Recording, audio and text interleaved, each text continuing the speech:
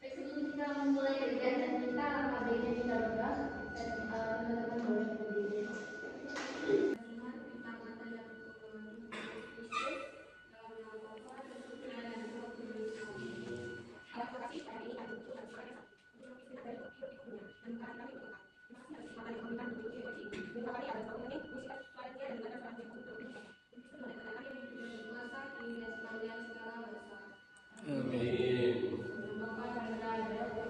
Jadi tema rekolesi yang kita akan laksanakan yaitu membangun spiritualitas mahasiswa Katolik di era digital. Jadi dalam rekolesi ini bersangkutan dengan tema yang kita bawakan. Di sini kita akan membahas bagaimana sih kita sebagai calon katekis, apalagi kita ini sebagai calon guru agama, membangun spiritualitas kita di zaman era digital saat ini. Nah, sebelum itu saya ajak teman-teman kita pemanasan terlebih dahulu. Kita jingkrak dulu, kita lakukan SBT. Teman-teman silakan berdiri.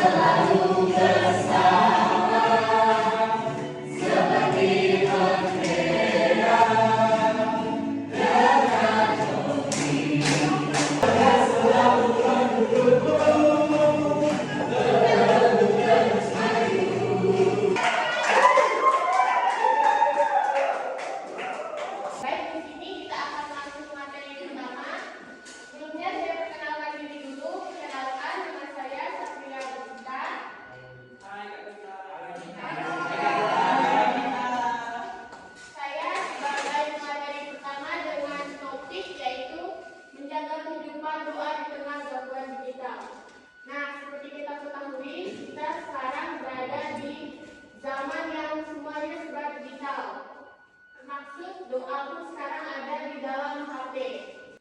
Mengetahui apa saja tantangan gangguan di era digital dalam kehidupan spiritual kita dan apa sih strategi kita untuk mempertahankan kehidupan doa di era digital. Pertama yaitu tantangan gangguan digital dalam kehidupan spiritual. Yang pertama itu ada media sosial. Pastinya di sini kita semua yang hadir di sini ada memiliki media sosial yaitu WA, Instagram, TikTok, atau yang sebagainya. Yang membahas spiritualitas tentang apa?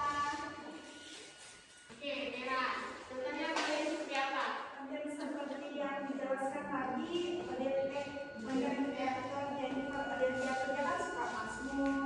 Nah, itu merupakan salah satu konten spiritualitas di era digital saat ini. Berarti contohnya ada seperti Jennifer Olivia yang mengomentkan bagaimana sih cara bermazmur yang baik. Oke, tepuk tangan. Apa caranya? Oke, jadi gamenya itu seperti ini. Boleh salah satu nanti teman-teman saat baris di belakang pegang pundak temannya seperti ini.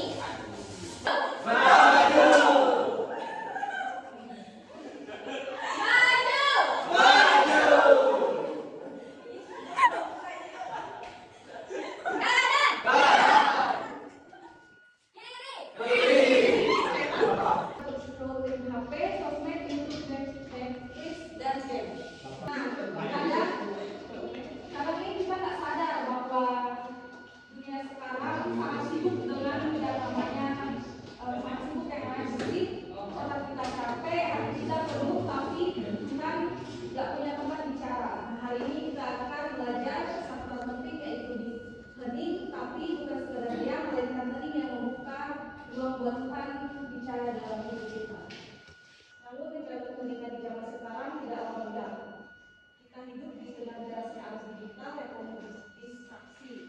Media sosial dan hiburan digital terus-menerus menarik perhatian kita. Budaya yang semakin maju dan instan membuat kita mudah bosan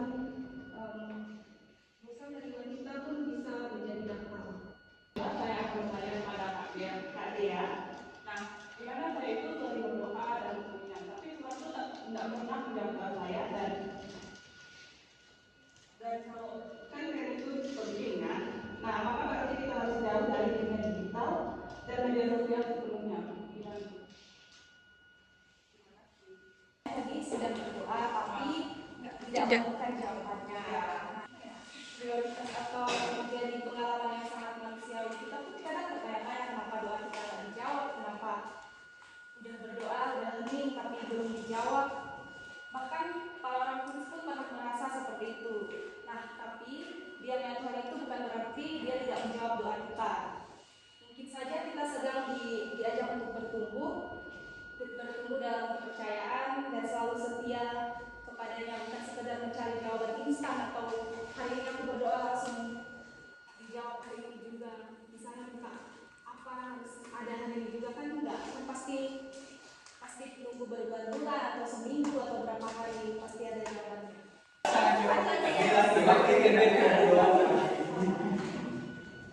Ini belum.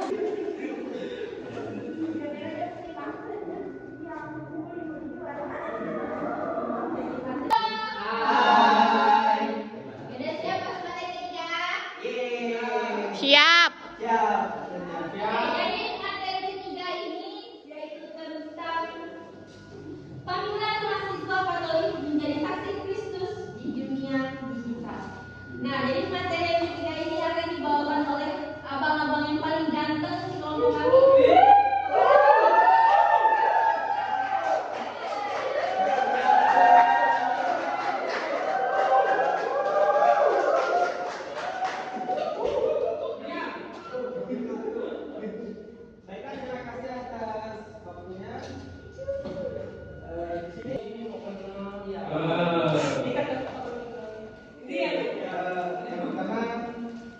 Perkenalkan nama Abang Roman Sagianto, Baca Panitanto, Abang dari TDK 1 semester 5. Hayanto. Tentang materi yang, di sini panggilan mahasiswa Katolik menjadi saksi Kristus di dunia digital. Nah, yang seperti disampaikan tadi oleh kakak-kakak yang cantik ini, kita sebagai Kristen mempunyai tantangan sendiri, di mana kita mewartakan kerajaan Allah. Di sini kita juga diajarkan untuk menjadi saksi Kristus.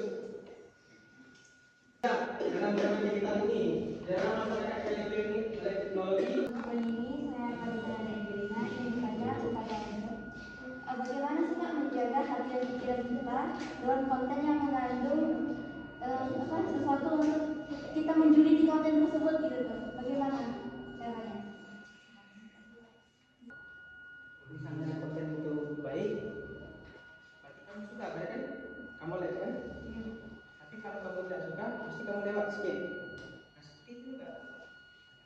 Yang misalnya, berarti kamu mau hidupnya atau enggak? Enggak kan? Nah, berarti kita ambil posisi positifnya dah. Maksudnya, ibaratnya kalau nggak usah komen orang. Nah, kita tetap pada pendirian kita sendiri. Oh, itu orang tetap itu biarkan orang. Tapi kalau kamu masa konten itu bagus, oh berarti saya harus kayak gini juga gitu. Perkenalkan nama saya Gino, saya kepada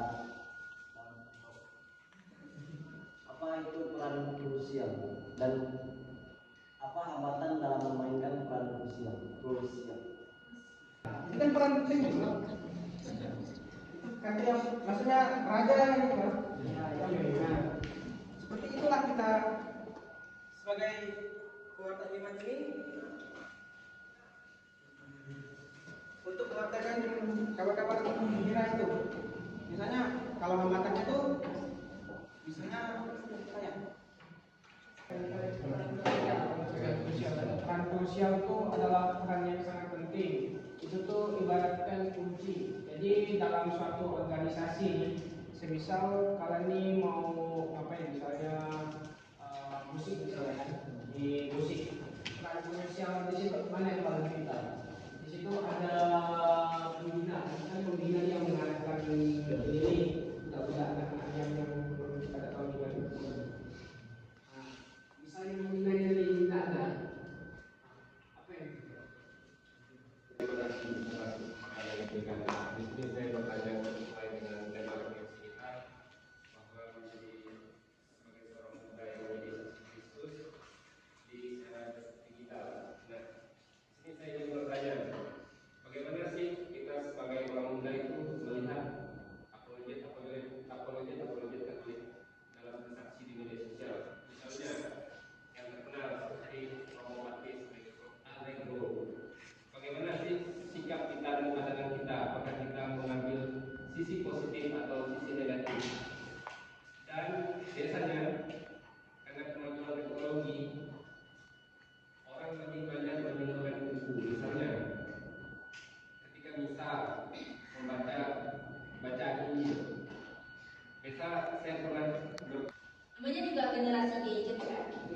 Kenji. mereka yang para romo-romo yang tadi membuat konten atau misalnya lebih membela agamanya itu sebenarnya sikap kita itu pertama harus mendukung. Kita juga sebagai umat Katolik jangan juga terlalu fanatik ya. Jangan terlalu fanatik seakan-akan agama kita itu paling benar. Jangan. Kita boleh mendukung agama kita tapi kita juga harus menghargai agama yang lain seperti itu. Nah, kalau misalnya teman-teman mau share atau apa yang besar, tinggal di share saja. Oh, kan tandanya kita share oh jadi Katolik seperti itu. Kemudian yang kedua tadi yang pemimpin bilang kalau misalnya gimana mereka sih yang menggunakan HP, misalnya baca Injil kan, apalagi kan dalam membacakan Injil itu kan ibarat kita Katolik itu sangat sakral sekali. Nah, ini pengalaman, saya ambil pengalaman dari kami sendiri. Pertama masuk itu kemarin karena mungkin kekurangan buku, belum ada buku sama sekali, kami belum beli uang maklum baru masuk kan. Mereka dari kelas juga pastinya karena gara-gara belum masuk kelas, belum terbentuknya juga kepengurusan kelas, pastinya pasti menggunakan namanya HP. Boleh? Cepat dong teman-teman. Siapa yang mau coba? Kita. Bapak